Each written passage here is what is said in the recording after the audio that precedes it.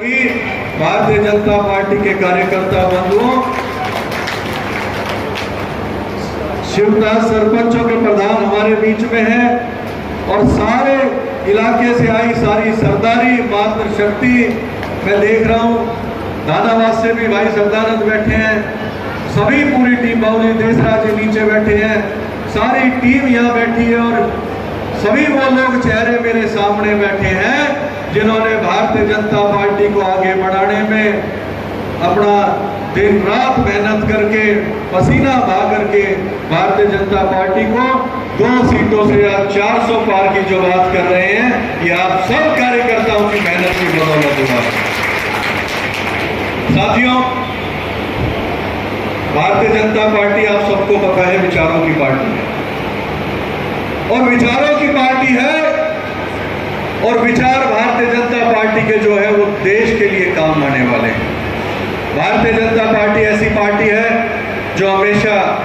देश के लिए काम करती है, ना परिवार की बात करती है, ना परिवार के लिए बात करती है, ना किसी अपने पर्सनल एजेंडे के ऊपर काम करती है। अगर भारतीय जनता पार्टी बात करती है तो समाज को जोड़ने की बात करती है, देश को आगे बढ़ाने की बात करती है। साथियों, चुनाव का समय है और चुनाव के नियमित हम सब ने यह तय किया कि भारतीय जनता पार्टी के जितने भी हमारे मोर्चे हैं उन सबको अलग अलग सम्मेलन करने के लिए बोला गया और उसी के नियमित आज ही ओबीसी मोर्चा का सम्मेलन जिला गुरुग्राम की टीम ने और फरूखनगर मंडल के सहयोग से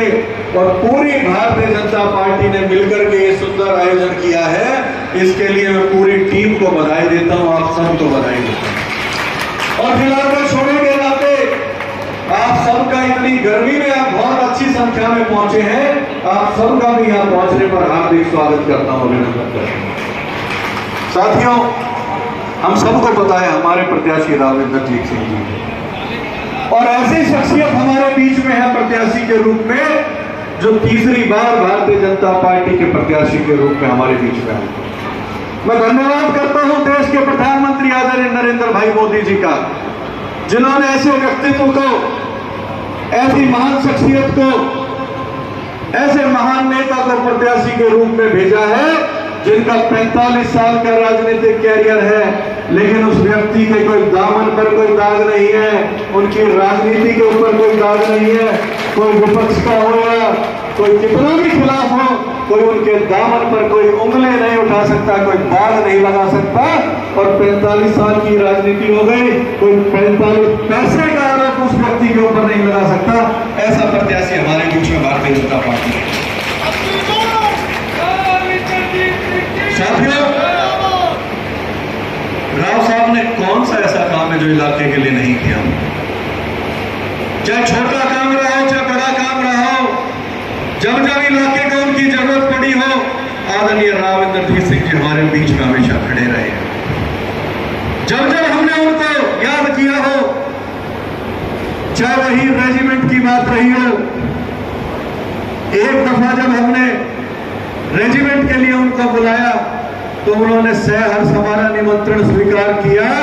और दिल्ली में जब जंतर मंतर के ऊपर धरना दिया तो वहां भी हमारे साथ बैठने का काम उन्होंने किया। साथियों, इसी प्रकार से चाहे वो केएमपी की बात हो, केएमपी तो हमारे बिल्कुल साथ